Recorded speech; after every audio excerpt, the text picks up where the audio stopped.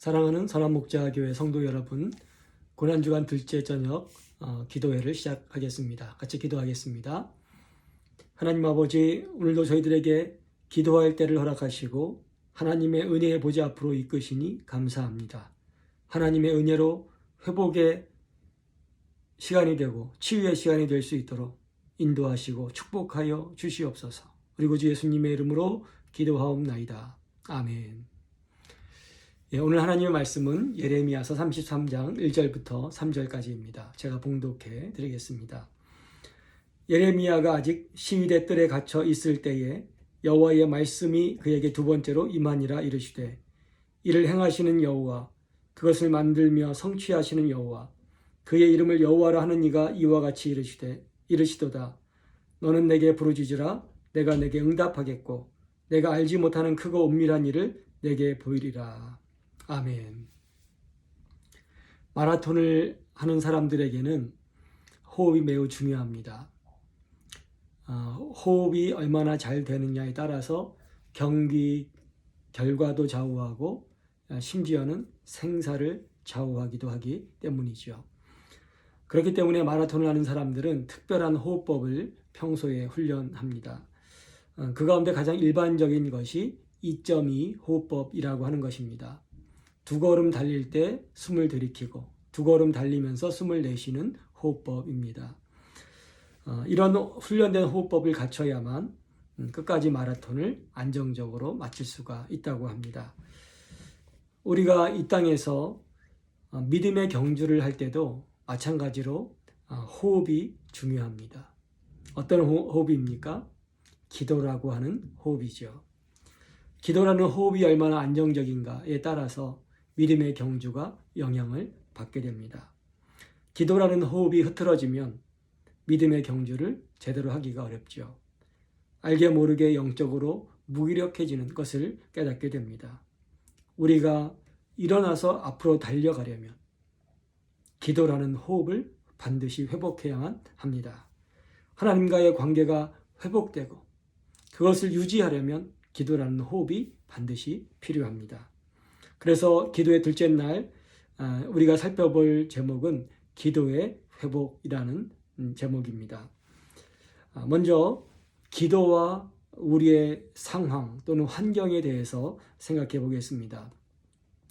중학교 때 잠시 저를 지도하셨던 전도사님이 계셨는데 그분에게 기억나는 게 딱 두 가지입니다. 하나는 항상 이렇게 쉬어있는 목소리였고요. 두 번째는 당신이 집에다가 널판지로 기도실을 만들어서 기도하신다라고 하는 이야기입니다.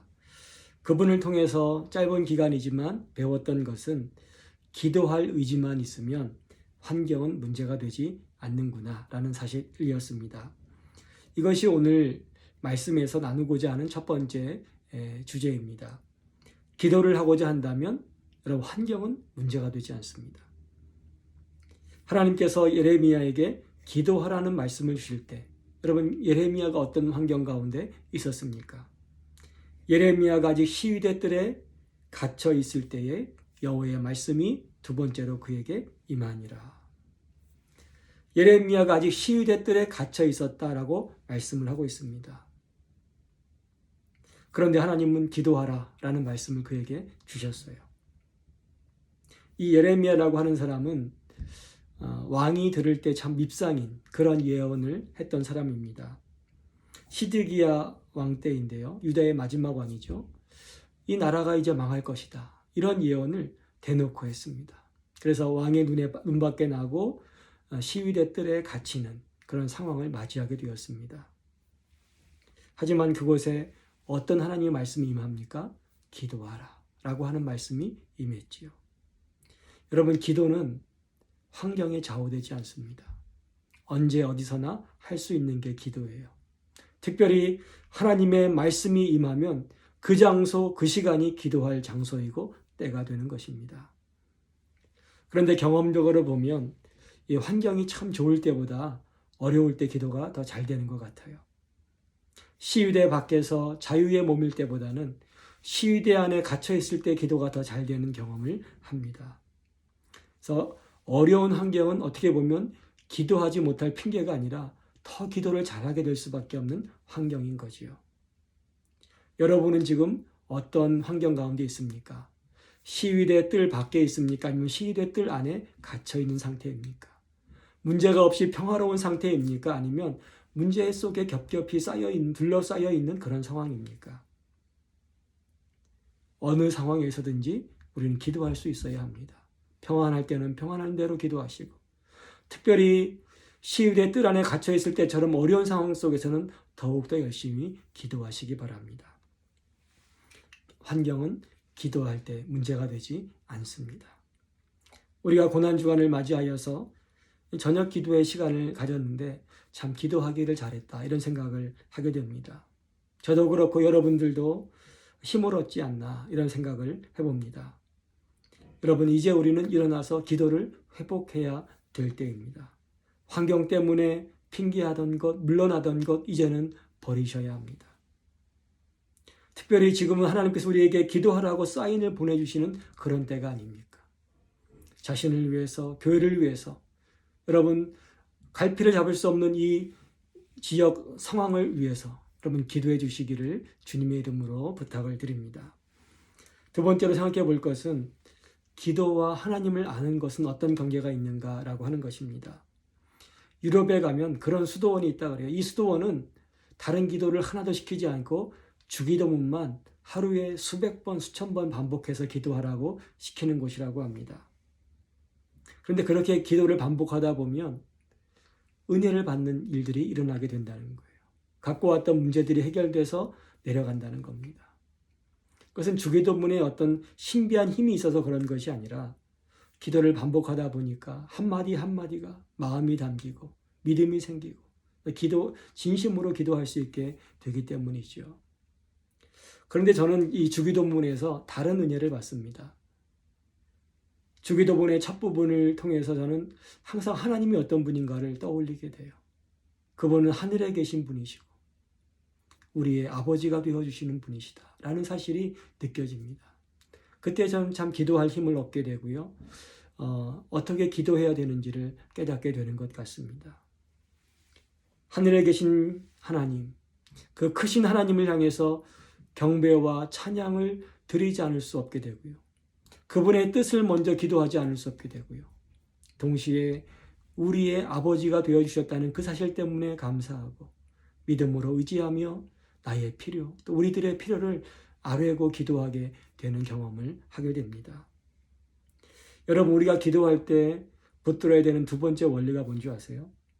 하나님이 어떤 분이신지 먼저 떠올려 보라는 겁니다. 내가 지금 누구 앞에 서 있는 것인가? 내가 지금 어떤 하나님에게 나아가는 것인가? 그것이 기도의 태도와 내용을 좌우하게 될 겁니다. 기도의 열망을 좌우하게 될 겁니다. 하나님께서 예레미야에게 기도하라 명령하실 때 무작정 기도해 라고 말씀하신 게 아니라 당신이 어떤 분이신가를 너무나 분명하게 선포해 주셨습니다. 이를 행하시는 여호와, 그것을 만들어 성취하시는 여호와, 그의 이름을 여호와라 하는 이가 이와 같이 이르시도다. 하나님이 이 말씀을 통해서 당신이 어떤 분인가 두 가지로 분명하게 보여주세요. 첫 번째는 하나님은 전능하신 창조주이시라는 거죠. 여러분, 일을 행하신다, 만들다, 성취하다 언제 쓰이는 단어입니까? 하나님의 천지창조와 관련돼서 쓰이는 단어들이죠. 하나님은 이 말씀을 통해서 나는 천지를 창조하신 능력의 하나님이다 라는 사실을 알려주신 거예요. 두 번째로 하나님이 어떤 것을 알려주십니까? 그의 이름을 여호와라 하는 이가 이르시되, 이 여호와라고 하는 하나님의 이름은 특별히 언약과 관련돼서 쓰이는 그런 이름입니다. 하나님께서 이스라엘 백성과 언약을 맺으시면서 나는 여호와라고 말씀하셨어요. 그러므로 여호와라는 이름이 등장할 때마다 우리가 기억하는 것은 하나님은 신실하신 하나님이시지, 언약하신 바를 끝까지 지키시는 분이시지 라고 하는 사실이지요. 그래서 하나님은 예레미야에게 나는 전능한 하나님이다 라는 것과 동시에 나는 신실한 하나님이다 라는 것을 알려주셨습니다. 그리고 그 하나님을 믿음으로 붙들고 기도하도록 예레미야를 독려해 주신 거예요. 근데 이 당시에 예레미야 당시에 보면 이 하나님이 지금 말씀하신 것이 얼마나 중요한 의미가 있는지 모릅니다. 유다 백성은 이제 포로로 잡혀갈 그런 상황 가운데 있었어요. 그런데 하나님께서 그들을 위해서 기도하라고 하시면서 나는 전능한 하나님이어서 너희를 회복할 능력이 내게 있어 라는 것을 알려주시고요. 나는 여호와라고, 나는 신실하신 하나님이다라고 말씀하심으로써 나는 끝까지 약속을 지켜 라는 사실을 알려주신 거예요.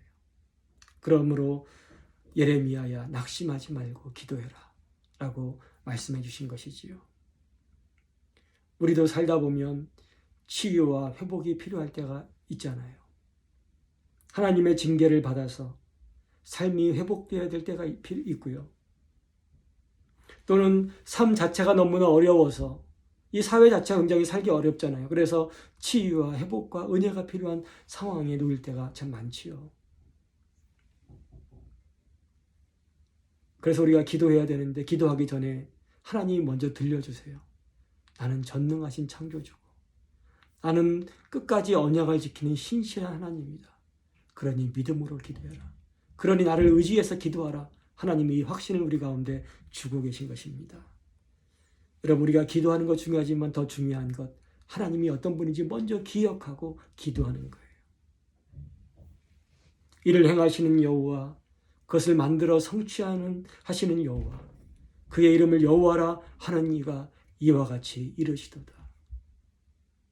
저와 여러분이 기도함으로 붙드는 그 하나님, 기도하며 나아가는 그 하나님은 전능하시고 신실하십니다.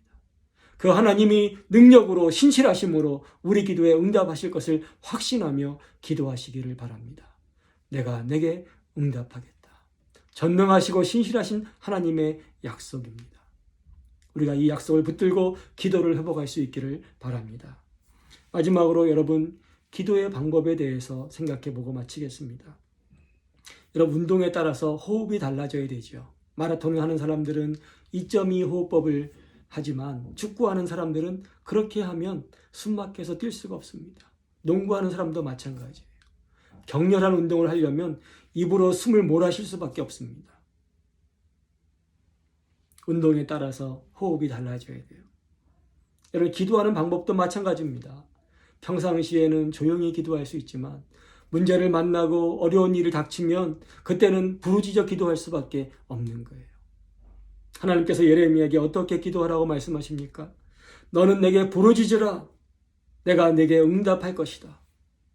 부르짖으라는 거예요. 부르짖는다는 것을 다른 말로 말하면, 한국식으로 말하면 살려달라고 소리치는 그런 의미가 있습니다. 구원이 필요해서, 도움이 필요해서 소리 지를 때 이 단어가 쓰입니다. 잠잠히 기도할 때도 있지만 부르짖어 기도할 때도 있는 거예요. 우리가 혼자서는 조용히 기도할 수도 있고 소리내서 기도할 수도 있지만 우리가 어떤 문제를 만나서 함께 기도할 때는 정말 간절히 부르짖어 기도해야 될 때도 있는 거지요. 여러분, 지금 여러분에게는 어떤 기도가 필요하십니까? 마라톤 선수처럼 규칙적으로 하는 기도가 필요하십니까? 아니면 축구 선수처럼 축구 선수가 숨을 몰아쉬듯이 간절히 부르짖어 기도하는 기도가 필요하십니까? 여러분의 상황을 따라 기도하십시오. 그리고 우리가 교회를 위해서 같은 마음으로 부르짖어 기도해야 합니다. 그때 하나님께서 내가 내게 응답할 것이다 약속하고 계십니다. 상황에 따라서 기도의 방법도 달라져야 합니다. 우리가 어제는 회개를 통해서 하나님과의 관계를 회복해야 된다라고 말씀을 드렸습니다. 여러분, 이렇게 관계가 회복되었다고 끝인가요? 그렇지 않죠. 관계가 더 친밀해지고 그 관계가 유지되려면 반드시 기도라는 호흡이 필요합니다. 기도의 회복이 있어야만 합니다. 여러분, 예수님을 생각해 보십시오. 예수님 평소에도 열심히 기도하셨죠. 밤새워 기도하시고 새벽 미명에 일어나 기도하시고 사역을 잘 하신 다음에도 저녁에 홀로 산에 가서 기도하시죠. 그리고 고난주간 넷째 날에는 어떻게 하십니까? 모든 일정을 다 마치고 겟셋마네 동산에서 기도하세요. 땀방울과 핏방울을 흘리면서 울부짖으며 기도하세요. 여러분, 그런 기도가 있었기 때문에 십자가의 고난 앞에서 끝까지 견디며 그 임무를 완수하실 수가 있었던 겁니다. 여러분, 우리가 걸어가는 믿음의 길에 얼마나 많은 유혹이 있습니까? 얼마나 예상치 못한 많은 문제들이 우리 앞에 다가옵니까? 우리 힘으로 이 길을 걸어갈 수 없습니다. 우리는 다시 겸손하게 어린아이와 같은 마음으로, 때로는 부르짖고 때로는 잠잠히 하나님 앞에 기도함으로 나아가야 됩니다. 그때 전능하시고 신실하신 하나님께서 내가 네게 응답할 것이다 말씀으로 다가와 주실 것입니다. 사랑하는 성도 여러분, 하나님은 전능하시고 신실하십니다. 그 하나님을 믿고 부르짖어 기도하라고 우리에게 도전하고 계십니다. 우리의 환경을 이기고 기도합시다. 믿음으로 기도합시다. 그래야 하나님 앞에 응답받는 성도, 응답받는 가정, 응답받는 교회가 되기를 주님의 이름으로 축복합니다. 기도하겠습니다. 하나님, 둘째 날에는 기도의 회복을 함께 생각해 보았습니다. 우리 삶에서 많이 약해져 있는 이 부분이 회복되기 원합니다. 특별히 기도하되 하나님이 어떤 분인지 믿음으로 붙들고 기도하도록 말씀하고 계시는데, 하나님은 전능하시며 신실하신 하나님이심을 우리가 늘 기억함으로 기도할 힘을 얻고 기도할 방법도 내용도 거기에서 찾을 수 있도록 하나님, 먼저 하나님을 기억하는 은혜를 허락하여 주시옵소서. 약해진 기도의 삶들이 이번 기도 기간을 통하여 회복되어질 수 있도록 인도하여 주시옵소서. 우리 앞에 많은 유혹과 문제들을 기도함으로 뛰어넘을 수 있도록 하나님 힘을 주시옵소서. 예수 그리스도의 이름으로 기도하옵나이다. 아멘. 오늘 저희가 부를 찬양은요, 나의 기도하는 것보다 라는 찬양입니다. 이 찬양을 부르시고 또 함께 기도하다가 기도가 끝난 다음에도 계속해서 개인적으로 기도하시고 자리에서 일어나시기를 바랍니다. 찬양하시겠습니다.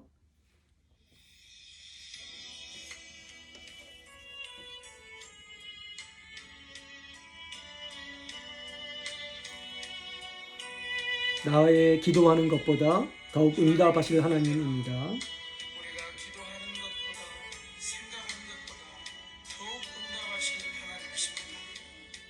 그 하나님 안에서 우리는 모든 것을 할 수 있습니다.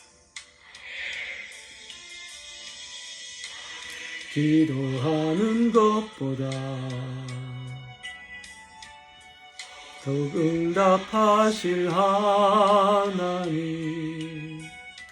나의 생각하는 것보다 더욱 이루시는 하나님, 우리 가운데 역사하신 능력대로 우리들의 간구함을 넘치도록 능히 하시 주님께 모든 영광과 존귀 찬양과 경배를 돌리지어다. 모든 영광과 존귀 찬양과 경배를 돌리지어다.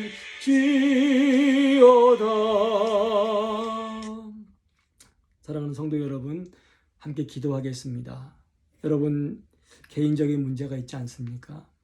우리 교회가 또 돌파하고 나아가야 될 하나님의 은혜가 필요하지 않습니까? 이 지역사회 가운데 코로나로 인해서 얼마나 많은 어려움을 겪습니까? 우리 이 시간에 하나님, 문제를 가지고 나아갑니다. 전능하신 하나님, 신실하신 하나님, 우리를 붙드시고 축복하여 주시옵소서. 우리 같이 한 목소리로 기도하고 계속 음악 찬양을 들으시면서 개인 기도하시기를 바랍니다. 자리에서 일어나실 때는 주기도문으로 각자 기도하시고 마치시면 되겠습니다. 같이 기도하겠습니다. 하나님 아버지, 이 시간에 저희들 오늘 말씀에 힘을 얻어 다시금 기도의 자리로 나아갑니다. 하나님, 저희들 하나님의 은혜가 아니면, 하나님이신 은혜와 능력이 아니면 우리 앞에 있는 많은 유혹과 문제들을 헤쳐나갈 힘이 없습니다. 우리 가운데 치유와 회복이 필요하지만 하나님의 은혜가 아니면 하나님, 우리는 회복될 수가 없습니다. 그리함으로 전능하시고 신실하신 하나님 앞에 이 시간 믿음으로 나아갑니다.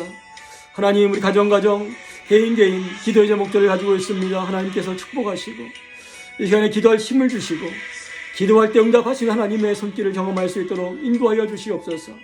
우리 선한 목자 교회가 하나님 이 어려운 때에 믿음으로 기도하며 뚫고 나아가기를 원합니다. 하나님과 동행하며 맡겨진 사명을 감당하는 교회로 일어서기를 원합니다. 하나님, 저희들 가운데 역사하여 주시옵소서. 한 성도 한 심령 하나님 은혜로 붙들어 주시옵소서. 하나님, 역사하여 주시기를 원합니다. 하나님, 함께하여 주시기를 원합니다.